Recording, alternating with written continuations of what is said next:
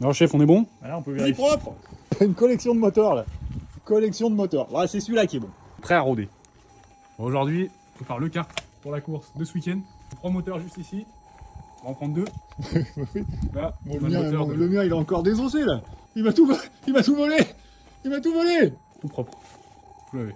Maintenant, on va faire. Alors, quand on change un moteur, il faut penser à régler l'alignement de la chaîne. Chaque moteur peut avoir des supports moteurs différents qui fait que votre moteur il est plus ou moins décalé sur le kart. Il faut vérifier l'alignement de la chaîne. Si on se met assis tout au-dessus, on va voir que la chaîne, elle est toute en travers. Si on roule comme ça, ça va rouler. Mais alors la chaîne va être en contrainte tout le temps et elle va casser. C'est simple, là. Il faut dévisser le support. Il y a des gens qui ont des outils à visée laser, machin, pour vérifier l'alignement. Alors chef, on est bon? Là, on peut vérifier. Avec mon réglet à visée laser, que on est, comme là on a un plan, on est censé avoir un plan. Et là on est pas mal. Tac tac. Et après on pourra faire le réglage de la tension de chaîne.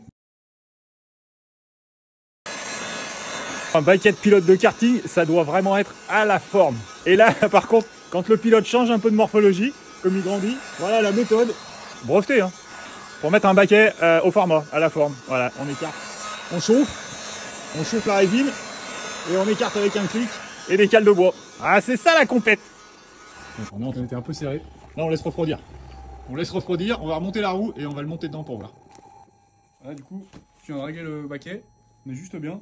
Maintenant, je suis bien serré ici, mais ça frotte plus au niveau du bassin, au niveau de l'os là. Et là, tu vois, t'es élargi là, et là ça touche plus, parce qu'avant ça frottait. J'étais même limite en biais, parce que ça j'étais trop serré. Là, et là c'est toujours bien serré là, oui, ça touche. Mais par contre là ça touche plus, donc du coup ça va plus me frotter. Je suis juste serré comme il faut, et comme ça je peux me mettre bien au fond, parce que j'étais pas bien au fond là. Le réglage de la tension de la chaîne, c'est le moteur qui rentre. En fait, on tend jamais à mort les chaînes, parce qu'en fait les couronnes, elles sont jamais parfaitement nickel. Alors le réglage de chaîne, c'est quand même une tannée. Il y a 2 supports moteurs, un là, un là. Donc il faut les presserrer un petit peu. Parce qu'on peut régler en fait la distance. Donc là, vous voyez, le moteur il peut avancer, reculer. Voilà. Le réglage de la tension de la chaîne, c'est le moteur qui avance.